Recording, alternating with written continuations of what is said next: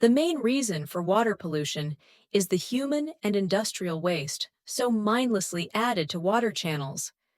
Sewage water carries waste from factories, households, and farmlands.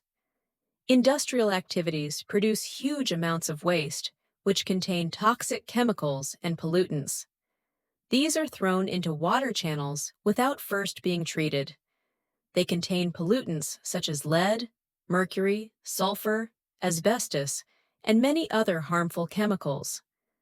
The sewage and wastewater that is released from each household carries harmful bacteria and chemicals that can cause serious health problems. Sewerage water is the breeding ground for harmful microorganisms, which cause diseases like cholera, dysentery, and hepatitis A, among others. Chemical fertilizers and pesticides used in farming also contaminate water. During rainfall, the chemicals mix with rainwater and flow into rivers and canals, which cause serious damage to aquatic animals. The waste produced by animals is washed away into rivers with rainwater. It gets mixed with other harmful chemicals and causes various waterborne diseases like cholera, typhoid, and diarrhea.